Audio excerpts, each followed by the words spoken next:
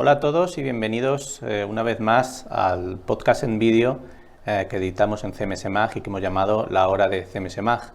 A mi izquierda, como cada 15 días, tengo a Manuel Gómez. Hola Manuel, ¿cómo estás? Hola, ¿qué tal Jorge? ¿Qué tal oyentes, audientes? Que estamos aquí, capítulo número 2. Sí, sí, la verdad es que ya hemos cogido carrerilla, no hay quien nos pare. Ahí. Además, estoy especialmente contento, ¿no?, por el éxito que ha tenido el primer programa. Llevamos camino de 300 visualizaciones. Habrá gente que dirá que son pocas, pero las expectativas estaban, para empezar, un poco reducidas y en ese sentido estoy muy contento con el resultado y sobre todo pues hemos tenido bastante buenas palabras también por la calidad, ¿no? No solo de los contenidos, sino también de la realización. Entonces, nada, encantado de continuar con el podcast. Aprovecho para recordar a los oyentes, ¿no?, que este podcast es sobre gestores de contenidos, porque es un poco el contenido con el que nació CMS Mag, pero hace poco lo ampliamos y ahora damos también información para aumentar la audiencia y ventas. Y si lo visitáis, pues vais a poder encontrar contenidos, ¿no?, de SEO, cómo aumentar tu audiencia, cómo mejorar en Google Discover. Yo creo que son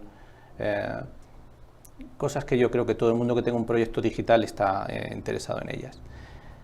También no hay publicidad en el site y como nos financiamos es llevando proyectos digitales, sobre todo en medios de comunicación. Entonces, si alguien está interesado en contratar algunos servicios, sobre todo de digital management, aunque tenemos diferentes servicios, simplemente hay que ir a mejorcms.com y pinchar en servicios.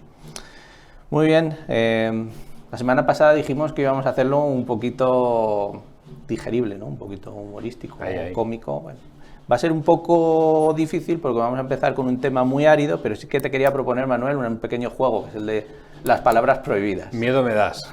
O sea, bueno, vamos a ver, estamos medios de comunicación, ¿no?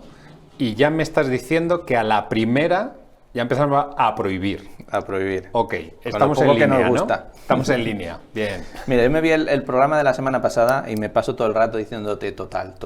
Entonces, como lo quiero eliminar, esa es mi palabra prohibida de hoy. Igual mi palabra prohibida, yo diría que es o drama o al límite. Entonces, cualquiera de las dos. Si quieres tener dos, es peor para ti. Venga, me la juego. Venga. Voy con dos. Hoy es de broma, pero otro día va a haber castigo de verdad. Vendremos con dardos y nos la lanzaremos unos a otros. Muy bien. Vale, vamos a empezar con lo que es el contenido en sí. Y vamos a empezar con inteligencia artificial, porque la semana pasada estuvimos hablando 20 minutos y me dio la impresión de que podíamos haber estado 2 días tranquilamente hablando de ello. Pero bueno, la actualidad manda, ¿no? Se ha producido un hecho bastante relevante, ¿no?, que es nuestro presidente de gobierno, Pedro Sánchez, ha estado recluido 5 días. Cuando ha salido ha decidido que continúa con más fuerza si cabe. Pero lo más interesante de todo esto es que es lo que ha puesto encima de la mesa, ¿no?, en la palestra, que es algo con lo que está muy decidido a acabar, ¿no?, que son los bulos, la desinformación y los deepfakes. Y yo quiero que hablemos un poco de eso, porque efectivamente es algo que se ha puesto ahora en el foco, ¿no?, pero que creo que está siendo un problema desde hace tiempo, sobre todo probablemente desde las primeras elecciones de Donald Trump, incluso con Bolsonaro, aunque creo que la desinformación y los bulos están en todas partes. Yo creo que vienen de serie, pero sí es cierto, yo incluso me remonto a unas elecciones anteriores, que es cuando Obama sorprendió al mundo mundial entero con el uso de las redes sociales de una manera profesional para lanzar sus mensajes políticos.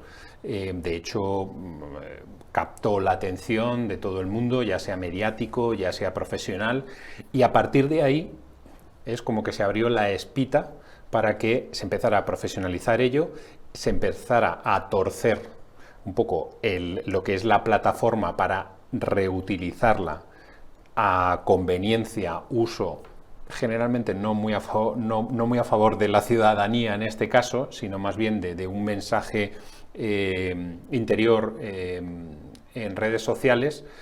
Y a partir de ahí pues nos estamos encontrando que ese círculo cada vez se vuelve más vicioso y cada vez es más complejo el poder encontrar una información que sea veraz y que cumpla con ese objetivo, ¿no?, de información propiamente dicha. ¿Por qué? Porque en el momento en que se produce un hecho, a los 3 segundos ya tienes esa misma información vista con un sesgo de un lado y esa misma información vista con sesgo de otro lado, con lo cual ya no sabes y todo reviste apariencia de información. Entonces ya no sabes a dónde vas, si vas hacia este lado, vas hacia el otro y cuál es el punto medio, ¿no?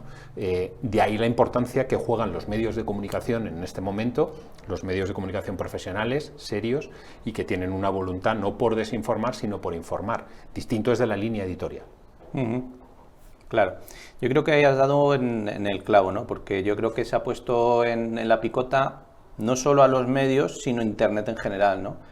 Y cómo las redes sociales están siendo utilizadas para informarse por una gran parte de la población, sobre todo los más jóvenes, y cómo estos no valoran, ¿no?, un poco que los medios tradicionales, la credibilidad que hay, y yo creo que es una de las claves en este sentido. ¿Quién le pone el cascabel al gato de las redes sociales? Es muy complicado, ¿no?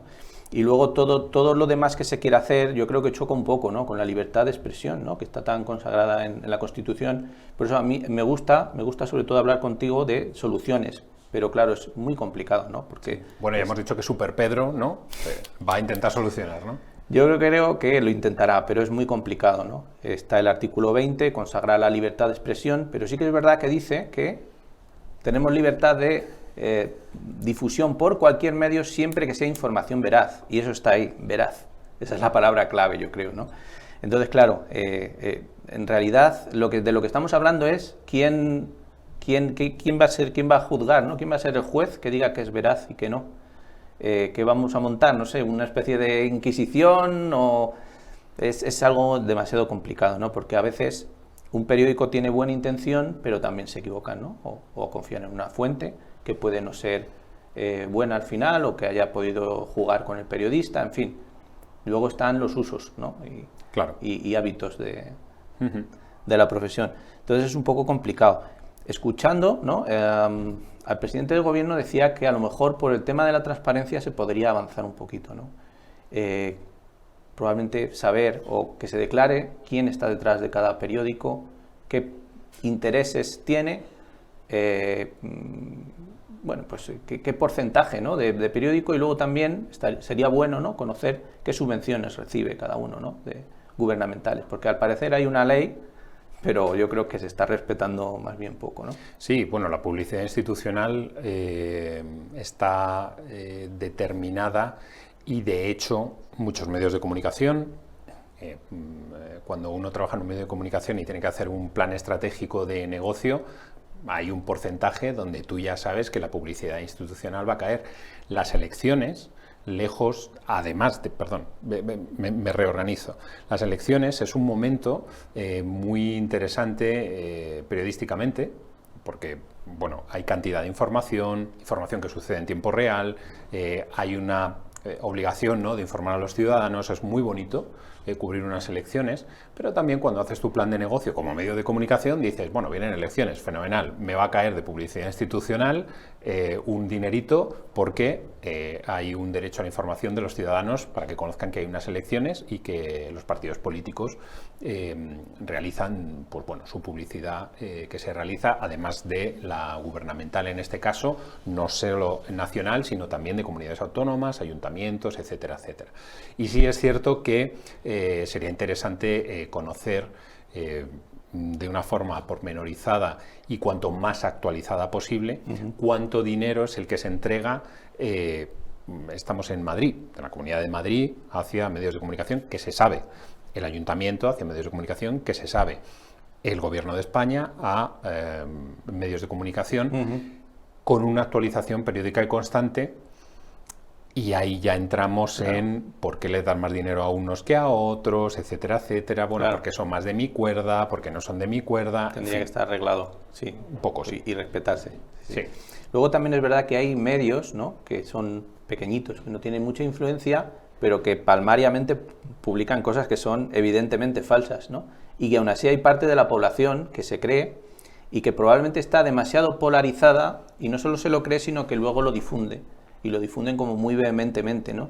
Entonces, mi pregunta es otra vez, ¿cómo combatimos, ¿no?, a estos sites? Estos definitivamente habría que combatirlos sí o sí, porque palmariamente publican normalmente informaciones falsas.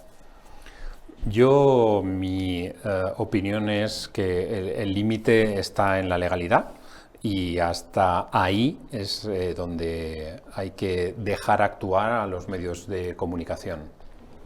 Hasta ese punto, cada cual que publique lo que quiera, que trabaje en la línea que quiera, pero que sobre todo intente tener un punto de veracidad en esa información que publica, para que sea información. Porque una cosa es que tú informes y otra cosa es luego la republicación, a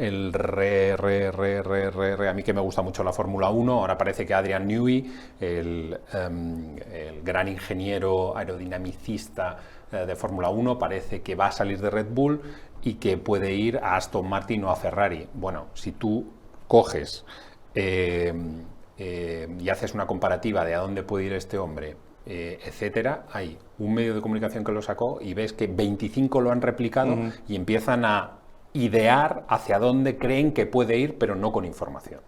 Entonces, información, opinión, estamos empezando a mezclar cosas y es un poco complejo. Claro. Independientemente de eso, los medios de comunicación tienen que tener su libertad para publicar lo que estimen conveniente, y si hay algo que se estima que no lo es, váyase a los tribunales, a los juzgados, y que se dirima si eso es veraz o no, o lo que sea.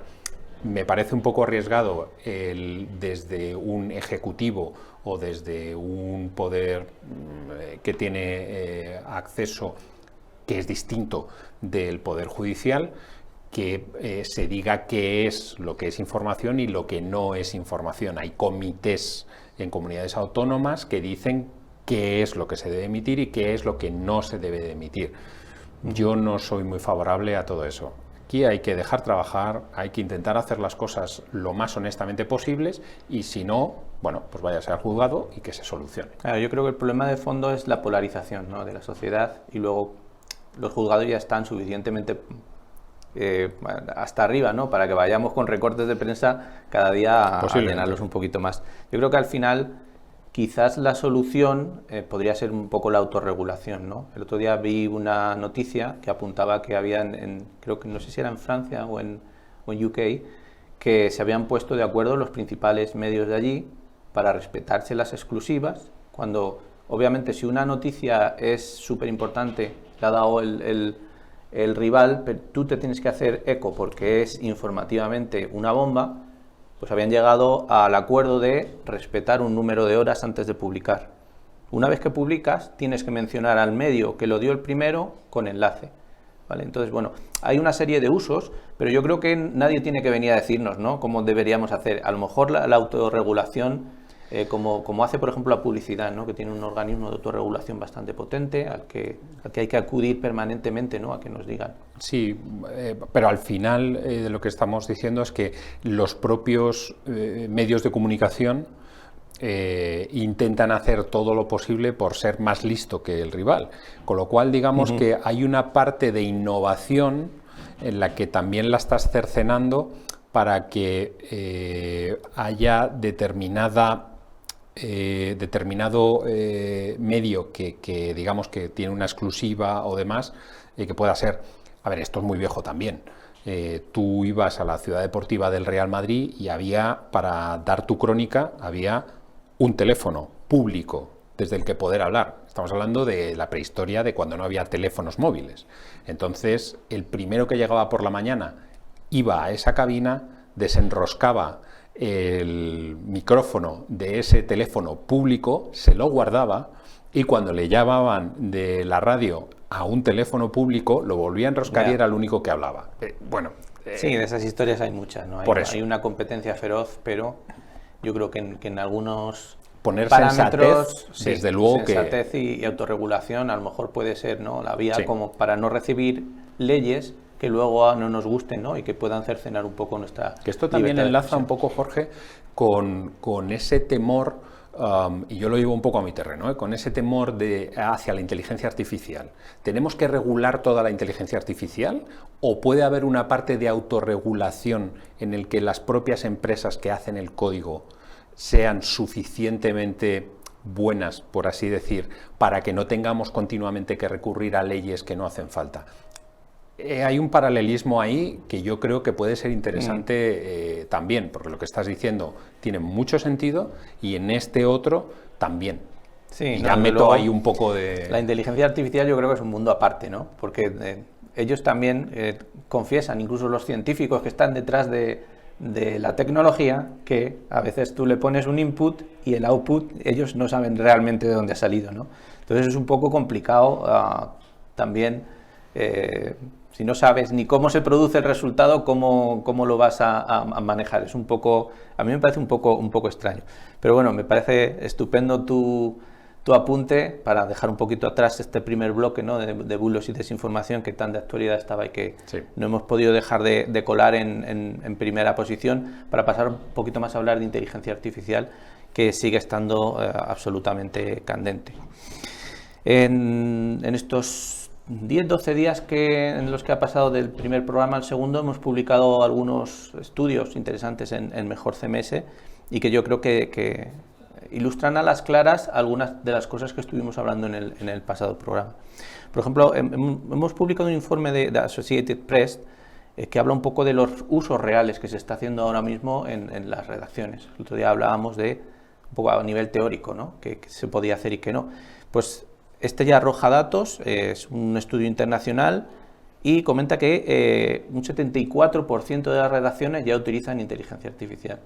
Aquí el asunto está, que lo comentábamos el otro día, es en el capítulo 1, es cómo se está utilizando esta inteligencia artificial, si la están utilizando los redactores, los trabajadores de ese medio de comunicación de una forma aislada o dentro del DEC, dentro de las guidelines que el medio de comunicación debiera tener desarrolladas para la utilización dentro del trabajo de la inteligencia artificial. Porque si, yo utilizo la inteligencia artificial pero no la estoy utilizando dentro de las herramientas de trabajo que me dispone la empresa, estoy trabajando al margen de la empresa. Esto es como si tú tienes un teléfono personal o un teléfono de empresa. Si las gestiones de empresa las haces desde el teléfono personal, igual estamos empezando a cambiar un poco el asunto, ¿no? Entonces ahí los periodistas en los medios de comunicación, en la medida de lo posible, tendrían que utilizar las guidelines que se utiliza, porque eso, en teoría, también, bueno, depende cómo esté organizado, ¿no? Esto daría para más conversación, pero estamos alimentando el propio conocimiento de la propia empresa al utilizar estas herramientas de inteligencia artificial generativa, con lo cual, digamos que si utilizamos todos el mismo entorno, estamos mejorando la calidad, en teoría, de la conversación y cuál es ese resultado que nos va a generar esta tecnología, ¿no? Sí. Como hablamos el otro día, hace falta, ¿no?, que todo se categorice, ¿no?, y que se formen unas reglas y que el medio sepa qué es lo que quiere hacer, cómo lo quiere monetizar, si quiere aparecer o no en estas inteligencias artificiales. Y lo que está claro es que está surgiendo una nueva figura dentro de las redacciones, que es el jefe de inteligencia artificial. Y justo la semana pasada tuve la suerte de hablar con uno de ellos, un jefe de inteligencia artificial de gran grupo de comunicación.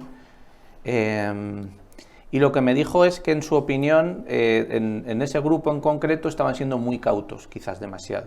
Entonces, bueno, dentro de las propias empresas, ¿no?, hay diferentes departamentos y cada departamento también tiene su opinión, ¿no? Entonces hay algunos que piensan que se está siendo muy cautos, se está yendo muy despacio, y otros que dicen, cuidado, que a ver cómo lo hacemos, porque esto luego no tiene vuelta atrás.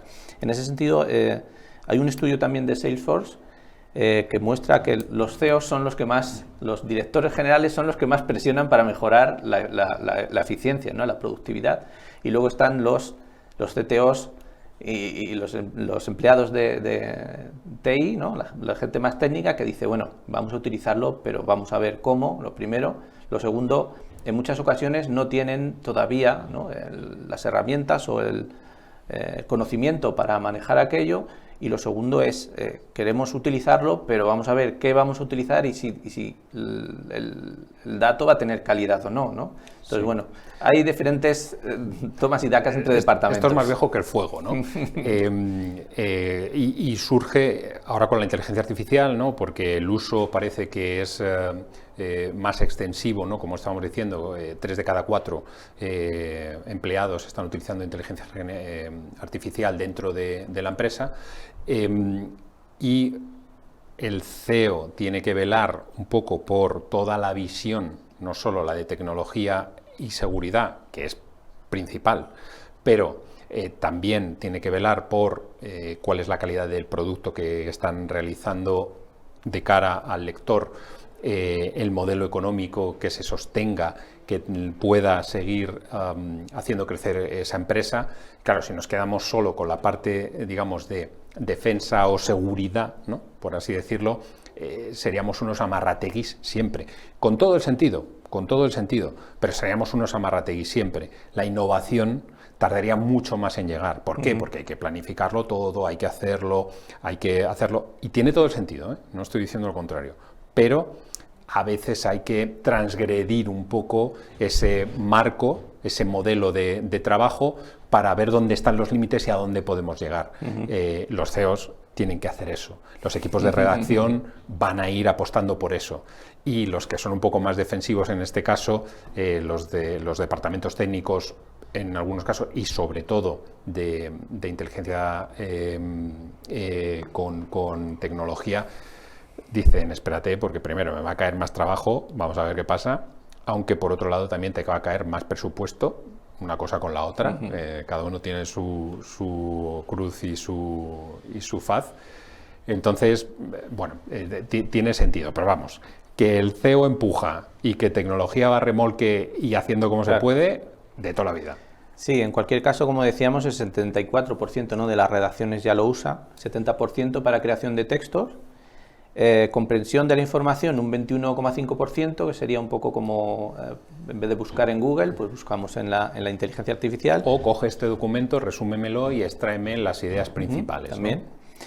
Y luego para generar contenido multimedia. Hay muchos más usos, ¿no?, que se pueden ver en CMS Imagen, la noticia que hemos publicado sobre esto, pero estos 3 serían los principales usos. Y en cuanto a las preocupaciones, ¿no?, estaría la falta de supervisión humana, que nos quiten el trabajo, obviamente.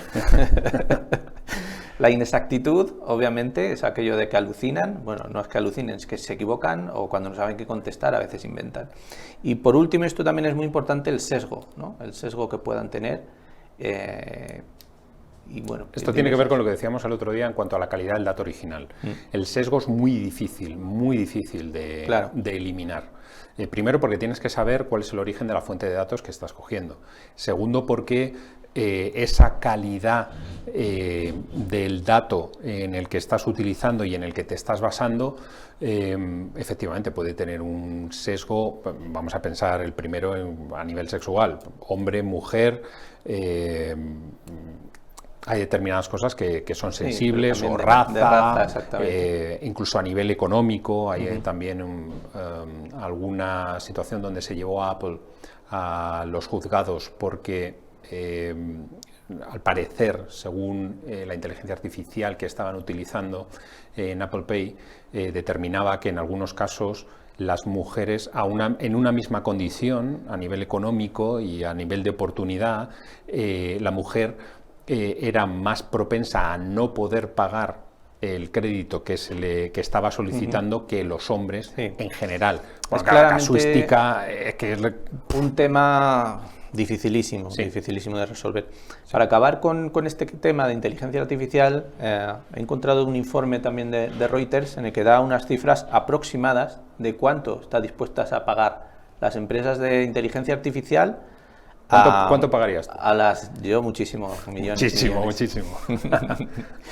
Bueno, pues resulta que son estimaciones, ¿no?, pero están dispuestas a pagar para entrenar a las inteligencias artificiales entre $1 y $2 por imagen, entre $2 y $4 por un vídeo corto, entre 100 y 300 por un vídeo largo tipo película, y lo más interesante de todo es que están dispuestos a pagar por texto 0,001 $1 por palabra. O sea que, una milésima. Sí. Entonces, un artículo muy trabajado de 2.000 palabras ahora mismo tendría un valor de $2.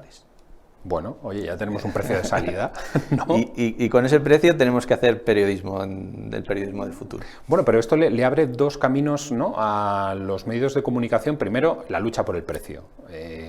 A 0,000 lo que corresponda, eso tienes que currártelo más y presionar para conseguir más dinero. Pero luego hay otra parte también, no tanto con la actualidad inmediata, que sirva para entrenar, como el clásico archivo, y en segundo los medios que son offline, que el periódico de papel, que hacen el clásico volcado y que se pone ahí. Ese volcado le puedes dar mayor recorrido diciendo, ok, tómalo, si lo quieres para utilizar. A mí en el histórico tiene un sentido y tengo un archivo. Hombre, si no eres la revista Time, pues igual tu archivo importa, pero no tanto. Pero en este caso la información puede tener un segundo recorrido y puede ser una fuente de ingresos que hasta ahora los medios de comunicación la estaban utilizando de una manera y que ahora puede salir otra. O sea, la inteligencia artificial no siempre es mala. Niños, recordadlo, no siempre es mala. Genera dinero también. Sí, yo creo que también de momento no la tecnología cuesta mucho y quizás en el futuro se puedan permitir probablemente pagar un poquito más.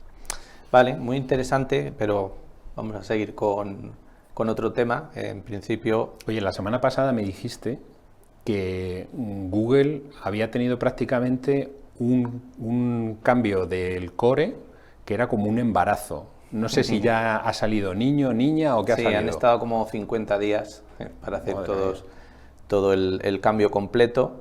Lo interesante de esto es que acabó el día 19 de abril, pero no nos lo dijeron hasta el día 25, entonces se dejaron unos días ahí de margen los pillos. Igual se fueron a la feria de abril. Para ver si había funcionado bien o no, y bueno, porque no siempre funciona tan bien como ellos desean. ¿Funcionar bien qué quiere decir?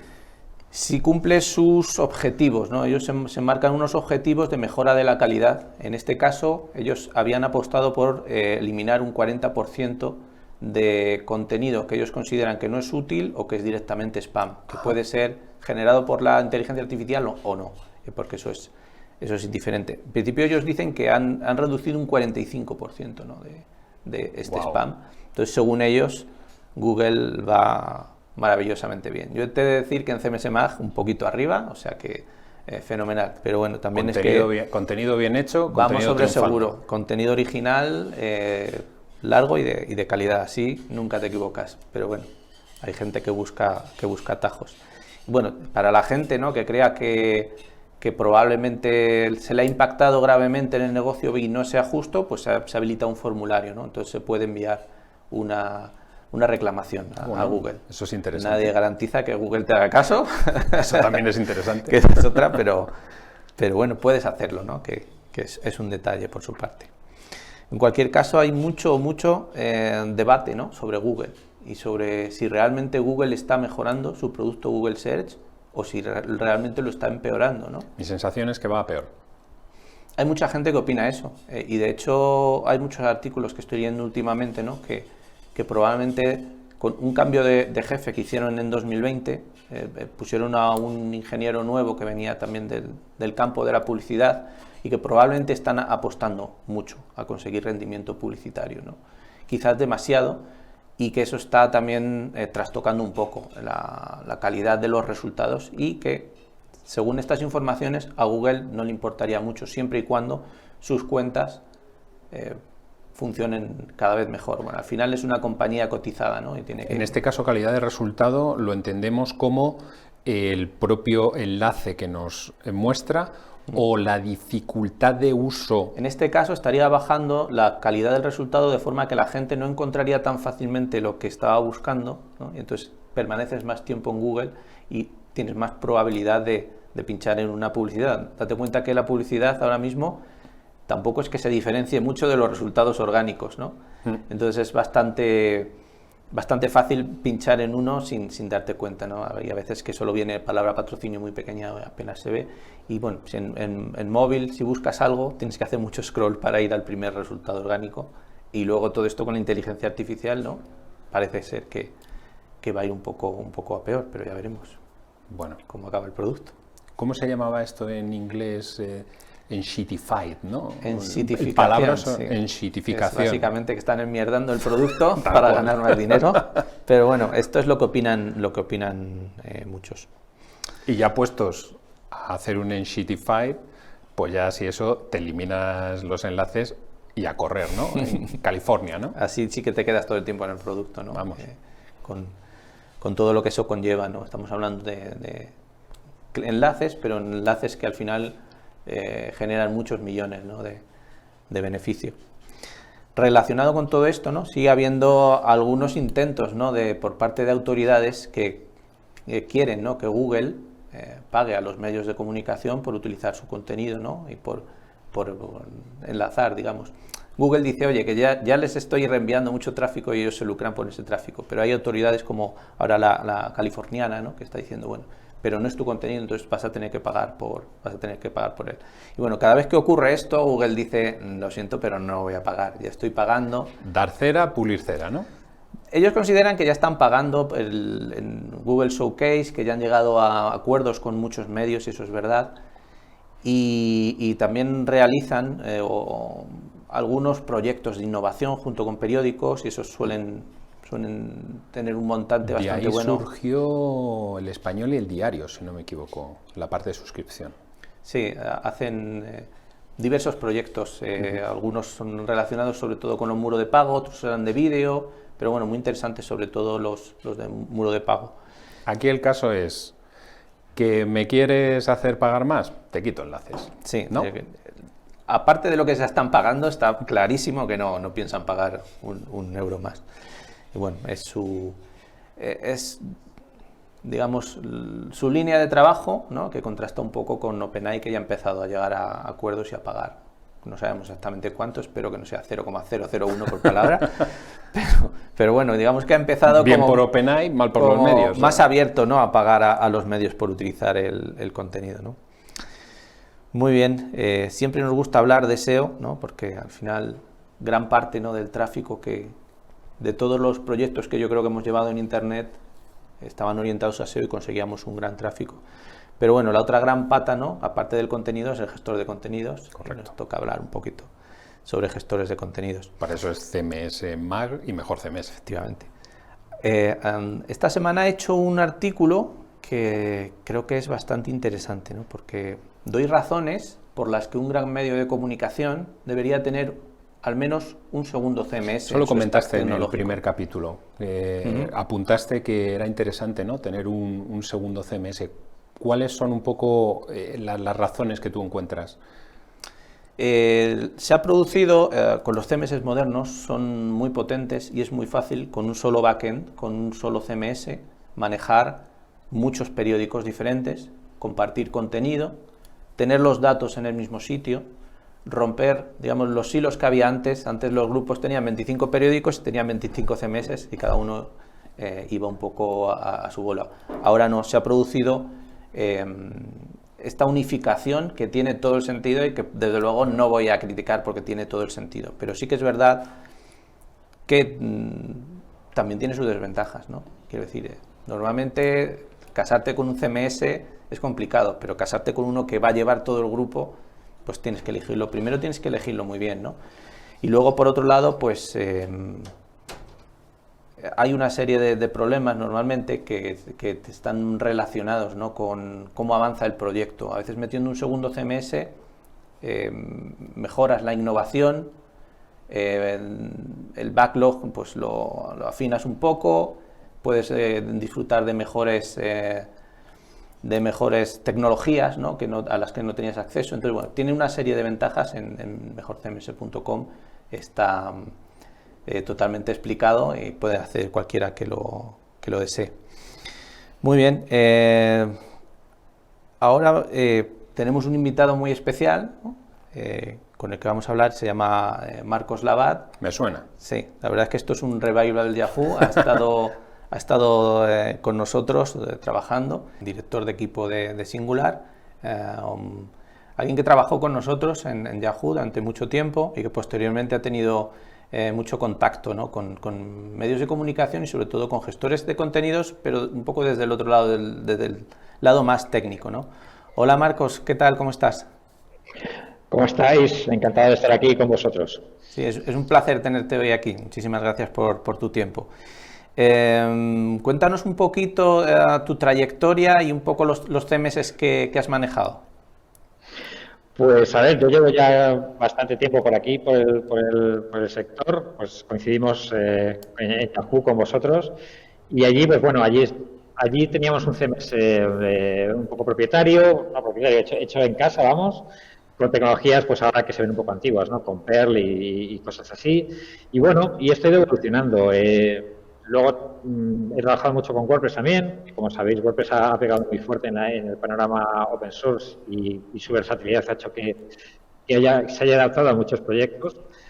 Y bueno, y una tercera vía, ¿no? Que es la que empezamos en mi empresa en 2009, que es pues, aprovecharnos de las nuevas tecnologías que surgían en torno a frameworks como Rails, Symfony en PHP, y bueno, y hacer CMS un poco a medida, ¿no? Estas tecnologías permitían construir CMS bastante rápidamente y bastante productivamente, adaptándose un poco a la lógica de negocio de cada CMS, ¿no? O cada empresa. Uh-huh. Muy bien, Marcos, en tu opinión, ¿qué sería lo ideal para un gran grupo de comunicación, ¿no? Cuando hay muchos periódicos, ¿qué sería lo ideal? ¿Apostar por el código libre, CMS propio o ir ya a una solución de un tercero? Bueno, a ver, como comentabas, a veces tener un CMS para muchas realidades es complicado, ¿no? Es difícil que un CMS se adapte a un periódico deportivo, vamos a decirlo, que va a tener que integrar resultados, fichas de jugadores, datos en directo en algunas ocasiones, con un periódico a lo mejor cultural, ¿no? Que va a tener a lo mejor fichas de culturas, de eventos, etcétera, ¿no? Entonces, yo siempre hago por algo que se pueda customizar. Ya te digo, hoy hay soluciones que permiten hacer CMS a medida con tecnologías que usan componentes open source sin que el CMS sea puramente open source, ¿vale? O sea, que a lo mejor se usan pues componentes como sistemas de plantillas, como gestiones de formularios, etcétera, y te permite hacer un puzzle un poco a medida sin partir de cero, ¿no? Y reinventar la rueda cada vez. Uh-huh. Tú en concreto no eres muy defensor, ¿no? de Symfony y de hecho la gran mayoría de CMS privados, ¿no? de España utilizan el Symfony. Cuéntame un poco por qué has adoptado esa tecnología. Pues un poco por lo que comentaba, ¿no? Tiene componentes muy sólidos a un poco a bajo nivel, ¿no? Como pues una gestión de formularios, una gestión de validaciones, una gestión de sesiones, es decir, que son componentes que tienes que customizar, pero no te cuesta tanto customizarlo, ¿no? Y a la vez está muy mantenido, es decir, que hay una comunidad detrás que va manteniendo actualizado, ¿no? Todo esto, que también es muy importante. Muchas veces en empresas o proyectos se instala un CMS y como que se olvida, ¿no? Y la verdad es que hay que estar un poco encima, ¿no? Siempre actualizando y corrigiendo posibles vulnerabilidades, etcétera, ¿no? Muy bien. Nada, una última pregunta, simplemente, ¿cuáles son tus planes de futuro y si tienen algo que ver con el tema de los gestores de contenidos? Bueno, mis planes de futuro personales son un poco ahora tomarme un descanso, leer, aprender, escuchar y bueno, y ver nuevos retos profesionales en el futuro. Es decir, voy a estar en un pequeño sabático ahora, así que bueno, espero volver en algún momento. No sé cuándo, pero volveré un poco a la escena profesional. Uh-huh. Muy bien, entonces no es un descanso de 5 días, sino más bien 5 meses, ¿no? Un poquito más. Y volverás con mucha más fuerza, me imagino. Eso espero. Llévame contigo, Marcos. Yo te hago un huequecito. Muy bien, pues muchísimas gracias, Marcos. Ha sido un placer haber hablado contigo hoy. Gracias a vosotros. Muy bien, Manuel, pues llegamos poco a poco al final del programa. No sin antes comentar ¿no? el tema de GFK-DAM, ¿no? Medios de comunicación. Sí, rankings. El medidor oficial de Internet, ¿no? Que utilizan sobre todo las marcas, ¿no? Y que últimamente está dominado, dueño y señor, El Español, ¿no? El periódico de Pedro J. Ramírez, que cada mes consigue un liderazgo más y más sólido Tanto en volumen como en usuarios diarios. Claro, los dos. Se cambió de Comscore a GFK, ¿vale? Se sigue utilizando la métrica de usuarios únicos, pero se ha añadido una que es audiencia media diaria, que mide un poquito mejor, no es perfecta, pero mide un poquito mejor el engagement, que era un poco lo que pedía la industria, no estar tan atados al usuario único, sino también tener esta otra métrica. Y es que lidera las dos con puño de hierro. ¿Vale? Además, cada vez la diferencia es más abultada. ¿Hay alguna razón que, analizando datos, se pueda llegar a conocer? Apostar por esto parece que puede traer réditos. Sí. Hay muchas razones, ¿no? Primero, que el propio medidor afinó un poco el tema de detectar mejor Google AMP, ¿no? Y incluso Facebook Instant Articles, aunque esto ya no tiene mucho interés. Luego también compraron Invertia, el portal de economía, se asociaron con Vandal, el histórico de videojuegos, y luego también ha habido una apuesta muy decidida por el mercado local, ¿no? Entonces han lanzado muchas ediciones locales y son líderes en prácticamente también todas las comunidades. Entonces también las ediciones locales ¿las tienen integradas como co-branded o cómo las tienen? Sí, están dentro del español, pero tienen una marca propia. Vale. Entonces están algo diferenciadas. Y en ese sentido, bueno, a lo largo de los años pues han conseguido un liderazgo súper sólido. Ok, llegamos al final y ya fuera de carta, no sé si quieres recomendar algo a los usuarios que no tenga nada que ver con lo que hemos hablado anteriormente. Bueno, ahora nos estaba contando Marcos que en su sabático que va a hacer, pues yo le puedo recomendar este de Frédéric Laloux, reinventar las organizaciones. En Vivid Vision es en lo que trabajamos en nuestro Venture Studio para intentar dinamizar, mejorar scale-ups y startups, y este tipo de libros sirven como formación para comprender mejor, y luego cuando vas a hacer assessment o vas a proponer a los clientes determinadas cosas, pues esto es el ABC, ¿no? Es total, ¿no? El básico de lo que nosotros queremos, ¿no? Reinventar las organizaciones, y bueno, pues es un libro referente. ¿Y tú qué? Muy bien. Yo simplemente recomendar, ¿no?, a los usuarios la serie El Fallout, ¿no?, que ha lanzado Amazon Prime, que la verdad es que me ha encantado, y bueno, soy fan de los videojuegos también, y me ha hecho incluso reinstalar uno de los antiguos que no me había pasado. Entonces, o sea, incluso te ha activado. Me ha activado un videojuego bastante antiguo, de hace 15 años, y ahí ando jugándolo. Me parece que Amazon puede haber encontrado su Juego de Tronos. Obviamente, para disfrutarlo a tope tienes que ser fan de los videojuegos, pero creo que también se puede disfrutar mucho. Tú eres un poquito fan de los videojuegos. Antes más que ahora, me echa un poco a perder, pero bueno. Bueno, la familia es la familia. Muy bien, pues ya hemos llegado al final del programa. Muchísimas gracias, Manuel, por estar aquí, y nos vemos dentro de 15 días. Muchas gracias a todos.